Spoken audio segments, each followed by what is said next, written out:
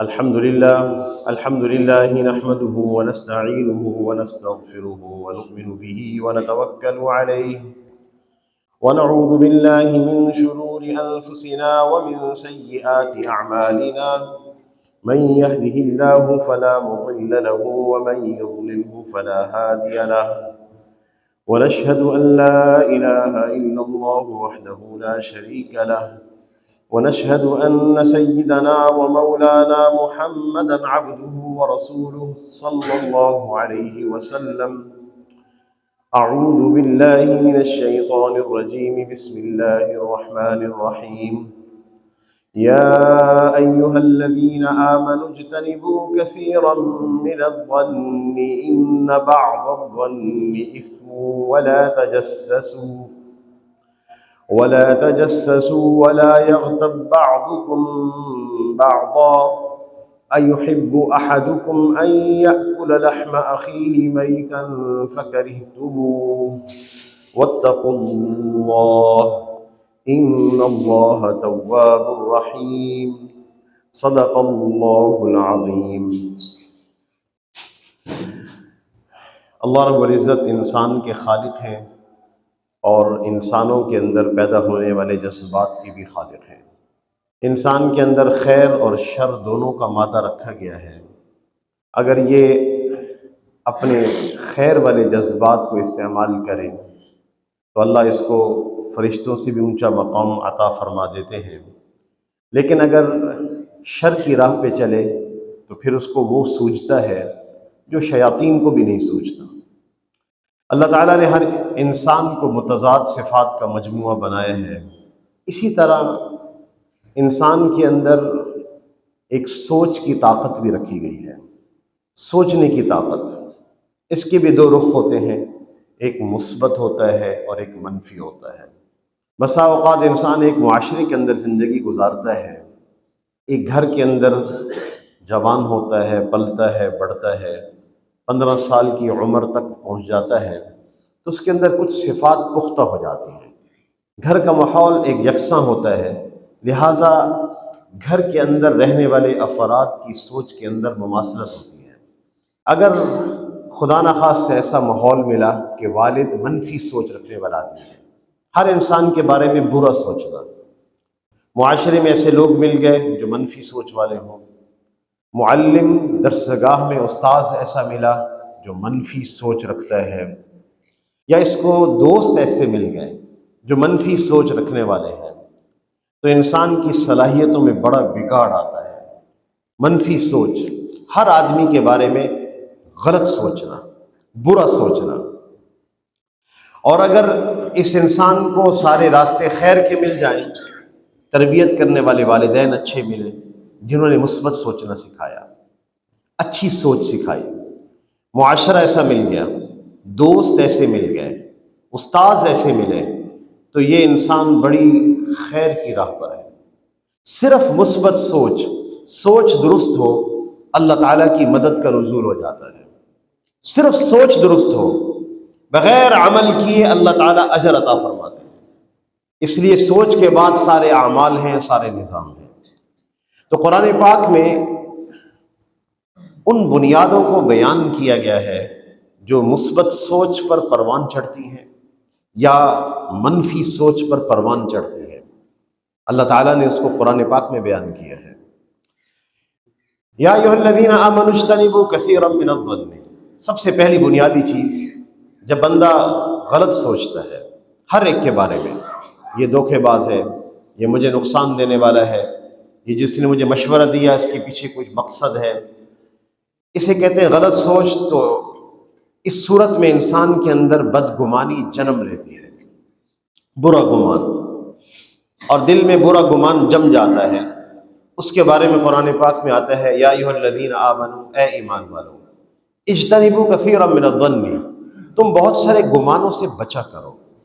ان بعض الظن اسم، اس لیے کہ بعض گمان گناہ ہوتے ہیں۔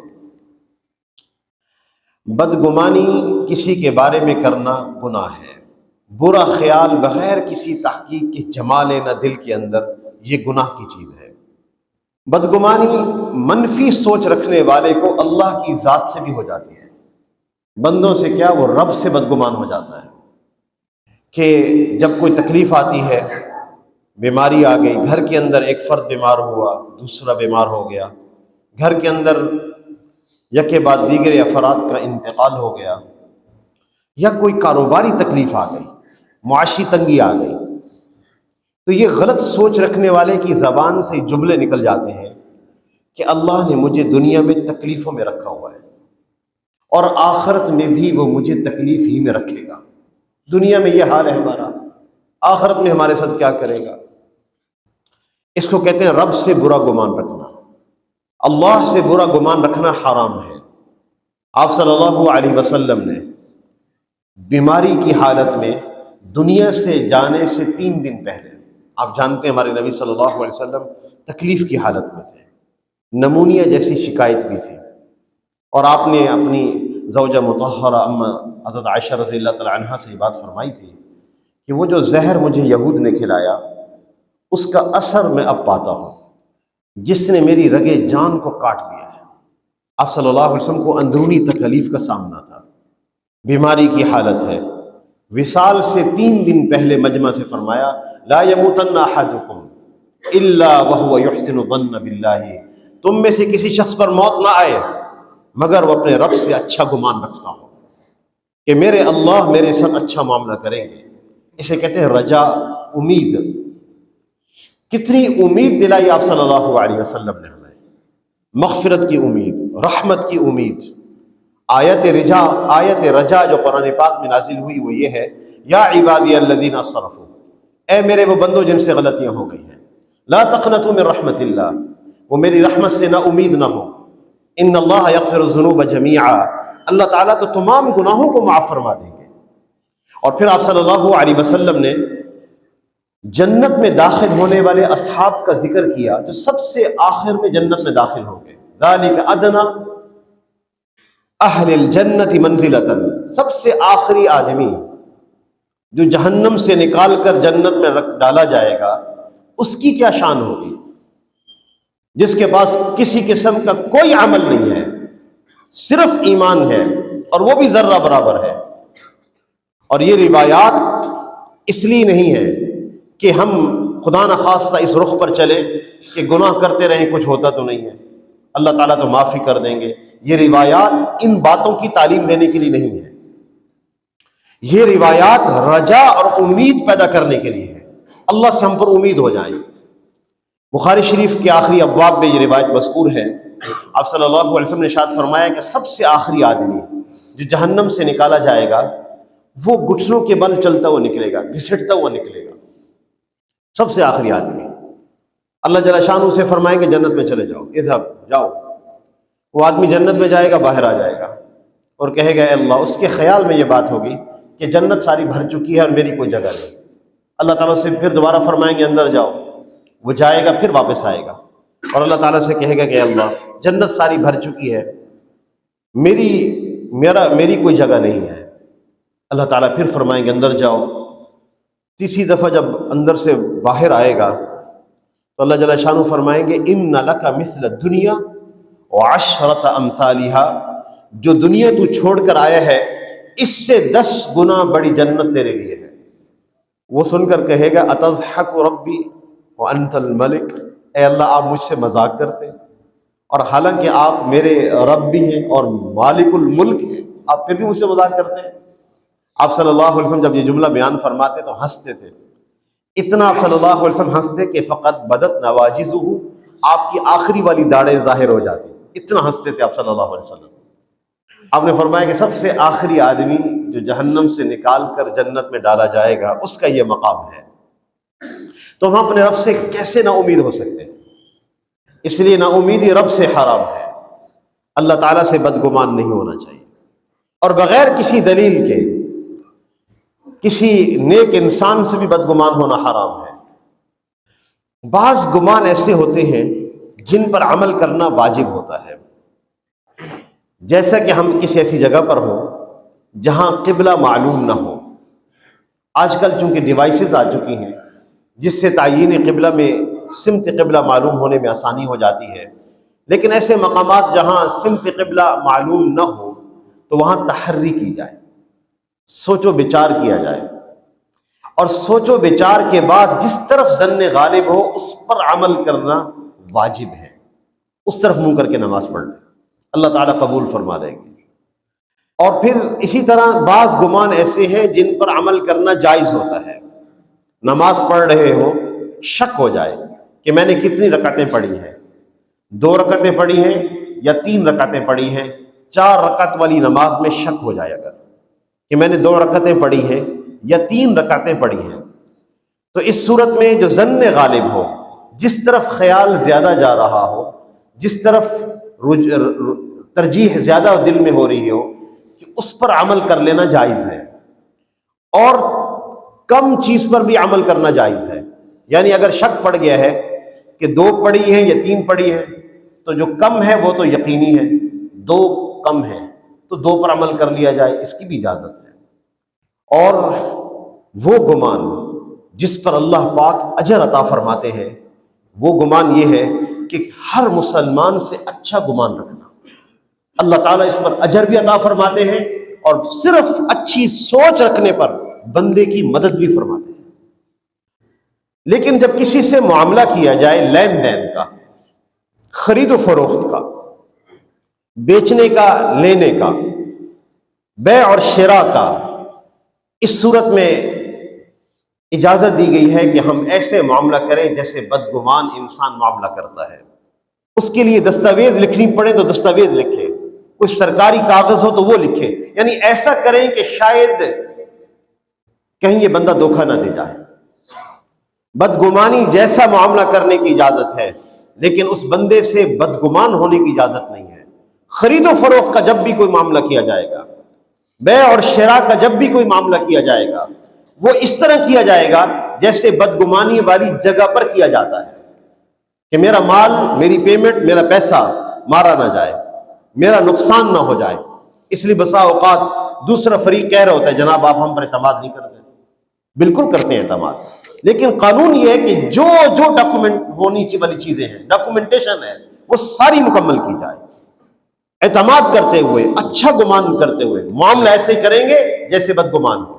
یہ اصول ہے خرید و فروخت اور بیع شراء کرتے وقت۔ تو منفی سوچ کی صورت میں بدگمانی پیدا ہو جاتی ہے، اور بدگمان انسان اپنے گھر کا بھی نقصان کرتا ہے، معاشرے کا بھی نقصان کرتا ہے۔ یہ کاروباری اعتبار سے یا یوں کہیں مینجمنٹ کے اعتبار سے یہ انتہائی کمزور انسان ہوتا ہے۔ مینجمنٹ کے اعتبار سے جس کے پاس مینجمنٹ نہیں ہے، نظم اور انتظام نہیں ہے، یہ کیا کاروبار چلا سکتا ہے؟ لولا اذ سمعتموہ ظن المؤمنون والمؤمنات بانفسہم خیرا، ایسا کیوں نہ ہوا جب تم نے خبر سنی تھی واقعہ افک کے بارے میں، تو تم نے مسلمانوں کے ساتھ اچھا گمان کیوں نہیں کیا؟ اچھی سوچ کیسے پیدا ہوتی ہے؟ اس کے لیے تربیت کی ضرورت ہوتی ہے۔ آپ صلی اللہ علیہ وسلم اتنے حساس تھے اور ایسے مربی ہیں کہ انہوں نے اپنے اصحاب کی سوچوں کی بھی تربیت فرمائی ہے۔ ایسا مربی کوئی ملے گا آپ کو؟ کائنات عالم کے ایسے مربی جنہوں نے اپنے اصحاب کے سوچوں کی تربیت فرمائی ہے۔ سوچ کیسے رہے ہیں آپ؟ فتح مکہ کا جب واقعہ پیش آیا سن 8 ہجری میں، تو چونکہ کفار نے، قریش نے صلح حدیبیہ کے موقع پر جو معاہدہ ہوا تھا اس کی عہد شکنی کی تھی، اس لیے آپ نے قصد کیا مکہ کا کہ اب چڑھائی کی جائے اور مکہ پر قبضہ کیا جائے، لیکن آپ نے فرمایا کہ ہماری اطلاع نہ ہونے پائے، مکہ والوں کو تیاری خفیہ رکھی جائے تاکہ قتل و قتال کی نوبت کم سے کم آئے اور ہم ان کے اوپر آن پڑے، ان کے اوپر جا پڑے، قبضہ کر لیں۔ پورے مدینہ المنورہ میں اطلاع تھی کہ کوئی اطلاع مکہ جانے نہ پائے کہ ہم تیاری میں ہیں۔ حاطب بن ابی بلتع رضی اللہ تعالیٰ عنہ ایک صحابی ہیں، انہوں نے خط لکھا مکہ والوں کو کہ حضور صلی اللہ علیہ وسلم لشکر لے کے آ رہے ہیں چڑھائی کے لیے، تم اپنی خیر خبر رکھو۔ خط لکھ کر بھیج دیا انہوں نے خاتون کے ہاتھ۔ حضرت جبرائیل علیہ السلام تشریف لائے، آپ صلی اللہ علیہ وسلم کو بتایا کہ ایک خاتون آپ کے مدینۃ المنورہ سے خط لے کر نکل گئی ہیں، روضہ خاک پہ پہنچی ہیں، آپ ان کو پکڑیں۔ حضرت علی رضی اللہ تعالیٰ عنہ، حضرت زبیر رضی اللہ تعالیٰ عنہ، حضرت مقدام رضی اللہ تعالیٰ عنہ، یہ حضرات ان حضرات کو روانہ کیا گیا، گھوڑوں پر یہ حضرات سوار ہوئے، تیزی سے اس عورت کو جا کے روضہ خاک میں گھیر لیا۔ اس سے پوچھا خط نکال، اس سے فرمایا کہ اس سے کہا کہ خط نکالو۔ اس نے کہا میرے پاس کوئی خط نہیں ہے۔ ان حضرات نے کہا کہ نبی صلی اللہ علیہ وسلم کے ارشاد برحق ہے، خط نکال ورنہ تیرے ساتھ یہ معاملہ کرے گی۔ اس عورت نے اپنے جوڑے میں سے خط نکال کر حضرات کو دے دیا، وہ خط واپس لایا گیا۔ حضرت حاتم بن ابی بلتہ رضی اللہ عنہ کو بلایا گیا، سب اصحاب جمع تھے اس موقع پر۔ آپ نے حضرت حاتم بن ابی بلتہ سے فرمایا ما ھذا یا حاتم، حاتم یہ کیا ہے؟ انہوں نے عرض کیا یا رسول اللہ، مکہ والوں سے جنگ ہونے جا رہی ہے، ان سب حضرات کے اور تعلقات ہیں، رشتہ داریاں ہیں مکہ میں، جب جنگ ہوگی تو ان کی رشتہ داریوں کی وجہ سے ان کے اہل و عیال کی وہ حفاظت کریں گے۔ میری کوئی رشتہ داری مکہ والوں سے نہیں ہے، قریش سے نہیں ہے، میرے اہل و عیال بھی وہاں ہیں۔ میں نے صرف خط اس لیے لکھا تھا یا رسول اللہ لا تعجل علیہ، آپ مجھ پر کوئی جلدی میں فیصلہ میرے بارے میں نہ کریں۔ میں نے خط اس لیے لکھا تھا کہ میرا احسان ہو جائے ان کے اوپر، جب جنگ ہو تو میرے اہل و عیال کی وہ حفاظت کر دے احسان سمجھتے ہوئے۔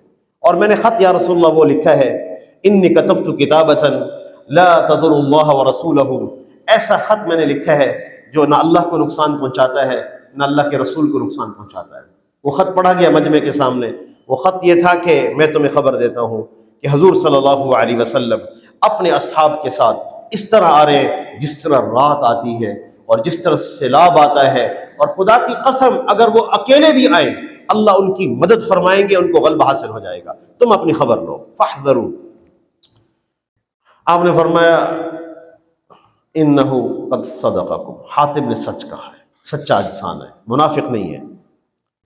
حضرت عمر رضی اللہ تعالیٰ عنہ نے عرض کیا یا رسول اللہ دعنی، چھوڑے مجھے، فاضرب عنقہ، اب مجھے اجازت دے میں اس کی گردن اڑا دوں، یہ منافق انسان ہے۔ حضرت عمر رضی اللہ تعالیٰ عنہ چونکہ ان کے بارے میں شدید بدگمان ہو چکے تھے، ان کے بارے میں ان کے ذہن میں منفی سوچ پیدا ہو چکی تھی، اور معاملہ بھی ایسا ہی تھا، اتنا بڑا معاملہ جس کا تعلق رازداری سے تھا اور وہ افشا ہونے جا رہا تھا۔ اب آپ نے تربیت فرمائی حضرت عمر رضی اللہ تعالیٰ عنہ کی، آپ ان کی طرف متوجہ ہوئے، آپ نے فرمایا انہ قد شہد بدرا، عمر تمہیں معلوم نہیں کہ حاتم بدر میں شریک تھے؟ اور ما یدریکا لعل اللہ اطلع علی اہل بدر وقال اعملوا ما شئتم قد غفرت لکم، اور تمہیں معلوم ہے اللہ تعالیٰ نے اہل بدر کے بارے میں کیا فرمایا کہ تم جو عمل کرو میں تمہیں معاف کر چکا ہوں۔ انہ قد شہد بدرا، یہ بدر میں شریک تھے جہاں ایمان تقوی کا امتحان تھا، جہاں لوگ اپنے رشتہ داروں کے سامنے لڑنے کے لیے کھڑے تھے، جہاں جان دینے کے علاوہ اور کوئی راستہ نہیں تھا، موت تھی اور کیا راستہ تھا؟ 313 افراد کا مقابلہ 1000 سے کیسے ہو سکتا ہے؟ یہ وہ شخص ہے۔ فدمعت عینا عمر، حضرت عمر رضی اللہ تعالیٰ عنہ رو پڑے اور عرض کیا یا رسول اللہ اللہ ورسولہ اعلم، اللہ اس کے رسول بہتر جانتے ہیں۔ اپنے اصحاب کی سوچوں کی تربیت فرمائے، بدگمان نہیں ہونے دیا کسی کے بارے میں، اتنے حساس تھے آپ صلی اللہ علیہ وسلم۔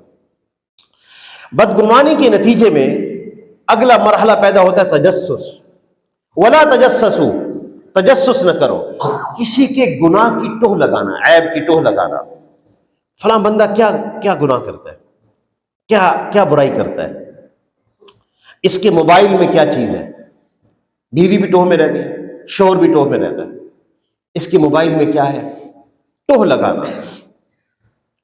دفاتر میں کولیگ ایک دوسرے کی ٹوہ لگا رہے ہوتے ہیں، اس کی کون سی غلطی ہے جو اس نے چھپائی ہوئی ہے، کون سا گناہ اس کا ایسا ہے جو اس کا ذات سے تعلق رکھتا ہے۔ تجسس کسی کی ذاتی زندگی میں جھانکنا، اس کے گناہ تلاش کرنا، ہمارے ہاں آج کا یہ محبوب مشغلہ ہے، بلکہ اب تو ریکارڈنگ نہیں، اب تو ویڈیوز بنتی ہیں اور اس ویڈیوز کو افشا کیا جاتا ہے۔ کسی کی ذاتی زندگی کو اللہ نے اتنا محفوظ بنایا ہے، آپ صلی اللہ علیہ وسلم نے ارشاد فرمایا لا تتبعوا عوراتہم، تم لوگوں کی گناہوں کی، ان کی عیوب کی ٹوہ میں نہ لگا کرو جو ان کے چھپے گناہ ہیں کوئی، اس لیے کہ من اتبع عوراتہم، جو کسی کے گناہ کے پیچھے لگتا ہے، یتبع اللہ عورتہ، اللہ اس کے پیچھے لگ جاتے ہیں، ومن یتبع اللہ عورتہ، اور جس کے پیچھے اللہ لگ جائے، فیفضحہ فی بیتہ، اللہ اس سے گھر بیٹھے ذلیل کر دیتے ہیں۔ کتنا محتاط بنایا آپ صلی اللہ علیہ وسلم نے ہمیں، کسی کی پرائیویٹ زندگی کے بارے میں ٹوہ لگانا اور تلاش کرنا۔ کیا ہم اور مقاصد کے لیے نہیں آئے؟ کہ اور مقاصد بڑے نہیں ہیں، صرف یہی کام رہ گئے؟ حضرت عقبہ رضی اللہ تعالیٰ عنہ کی مجلس میں ان کے ایک شاگرد ہے، شیخ ہماری گھر کے پاس، مجھے پتہ چلا ہے کہ پڑوسیوں کے ہاں شراب پی جاتی ہے، چھپ کے پیتے ہیں لیکن مجھے پتہ چل گیا ہے، آپ اجازت دیں میں شرط کو اطلاع کروں، شرطوں کو، وہ آ کر ان کو پکڑ لیں۔ عقبہ بن عامر رضی اللہ تعالیٰ عنہ نے فرمایا عظہم وتحددہم، بھائی ان کو نصیحت کرو، ڈانٹ ڈپٹ کر دو اگر کر سکتے ہو، نصیحت کر دو، ترغیب دے دو، ان کو اچھی نصیحت کر دو۔ چلے گئے، پھر آ گئے، شیخ میں نے نصیحت کی ہے، وہ اسی پر ہی قائم ہے، آپ مجھے اجازت دیں میں پولیس کو اطلاع کروں۔ فرمایا وعظہم وتحددہم، بھائی ان کو نصیحت کر دو، ان کو ڈانٹ ڈپٹ کر دو۔ پھر چلے گئے، پھر آ گئے، شیخ مجھے اجازت دیں میں پولیس کو بلا لوں۔ فرمایا وعظہم وتحددہم ویحک انی سمعت رسول اللہ صلی اللہ علیہ وسلم، تجھے یہ بات پتہ نہیں، میں نے حضور صلی اللہ علیہ وسلم سے سنا ہے، من ستر عورت مؤمن، جو کسی مؤمن کے گناہ کو چھپا دے، فکأنما استحیا مؤودۃ فی قبرہا، وہ ایسے ہے گویا اس نے زندہ درگور کی ہوئی لڑکی جو قبر میں دفن کی گئی ہے اس کو زندہ کر دیا ہو، اتنا اللہ پاک اجر عطا فرمائیں گے۔ جو کسی مسلمان کے عیب پر، گناہ پہ پردہ ڈال دے، پرائیویٹ زندگی کو محفوظ کی بنایا گیا، ٹوہ لگانے سے روکا گیا۔ اور تیسری چیز اس نتیجے میں پیدا ہوتی ہے زبان سے، وہ غیبت ہے۔ وَلَا يَغْتَبْ بَعْضُكُمْ بَعْضًا، تم غیبت نہ کیا کرو ایک دوسرے کی۔ أَيُحِبُّ أَحَدُكُمْ، کیا تم اس بات کو پسند کرتے ہو، أَن يَأْكُلَ لَحْمَ أَخِيهِ مَيْتًا، اپنے مردار بھائی کا گوشت کھاؤ، فَكَرِهْتُمُوهُ، تمہیں بہت ناگوار ہوگا۔ جتنی ناگواری اپنے مرے ہوئے بھائی کی گوشت کھانے سے تمہیں ہوگی، کتنی دناعت تمہیں ہوگی۔ یہ صرف اس لیے بیان کیا گیا ہے کہ انسان کے اندر دناعت پیدا ہو، خساعت پیدا ہو، اس کو نفرت آئے، اتنی نفرت تمہیں غیبت کرتے ہونی چاہیے۔ صحابہ نے عرض کیا یا رسول اللہ مل غیبہ، غیبت کیا ہے؟ آپ نے فرمایا ذکرک اخاک بما یکرہ، اپنے بھائی کی پیٹھ پیچھے وہ بات کہنا اگر اسے معلوم ہو تو اس کو ناگوار گزرے۔ جیسے ہم بھی کہہ دیتے ہیں کہ جی ہم تو منہ پر کہہ دیں گے، اسی طرح صحابہ نے عرض کیا یا رسول اللہ ان کان فی اخی ما اقول، اگر وہ بات اس میں پائی جاتی ہو، آپ نے فرمایا فقط اغتتبتہ، پر پھر تو غیبت ہے۔ اگر وہ بات اس میں نہیں پائی جاتی فبہتہ، پھر بہتان ہے۔ اس لیے غیبت سے اجتناب ہو۔ چند مقام پر غیبت جائز ہے، جیسے کسی نے کسی پر ظلم اور زیادتی کی ہو، وہ اپنی ظلم اور زیادتی کے نتیجے میں کسی کو اپنا دکھڑا سنائے، کسی حاکم کے سامنے اپنا فیصلہ لے جائے، اس کی اجازت ہے۔ یا کوئی بندہ ہم سے مشورہ کرے اپنے بیٹے اور بیٹی کی نکاح کے بارے میں، فلان جگہ رشتہ کروں یا نہ کروں، اگر ان کے بارے میں کوئی بات معلوم ہے تو تحقیق حال سچائی کے ساتھ بیان کر دینا، وہ بھی غیبت نہیں کہلاتا۔ اسی طرح حکمران، سیاسی قائد، جن کی کچھ غلطیاں لوگوں کے سامنے ہیں اور کھلم کھلا ہے ان کے ظلم، ان کے تذکرے بھی غیبت میں نہیں آتے۔ لیکن اگر ان کی کوئی ایسی بات ہے جس پر کوئی دلیل نہیں ہے اور وہ مخفی تھی، صرف مجھے معلوم تھی اور میں نے اس کو معاشرے میں کر دیا، اس کا حکم کیا ہے؟ حجاج بن یوسف جس نے 1,00,000 انسانوں کو اپنے سامنے قتل کیا ہے، جس میں اصحاب رسول بھی ہیں صلی اللہ علیہ وسلم اور جن میں تابعین بھی ہیں۔ عبداللہ بن زبیر رضی اللہ تعالیٰ عنہ کو تو کئی دن سولی چڑھا کے رکھا حرم میں۔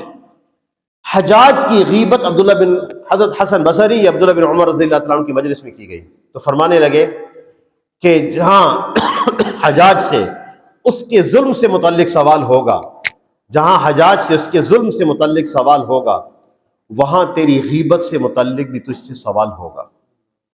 اس لیے حکمرانوں کی کوئی ایسی بات جو پوشیدہ ہے اور ہمیں معلوم ہے اور کسی اور کو معلوم نہیں، اس کے بارے میں اپنے آپ کو غیبت سے بچایا جائے۔ بہرحال منفی سوچ بدلنا، مثبت سوچ رکھنا، اللہ تعالیٰ کی مدد بھی ساتھ ہو جاتی ہے، اور اللہ جل شانہ صرف سوچ صحیح کرنے پر اجر بھی عطا فرماتے ہیں۔ وآخر دعوانا ان الحمد للہ رب العالمین۔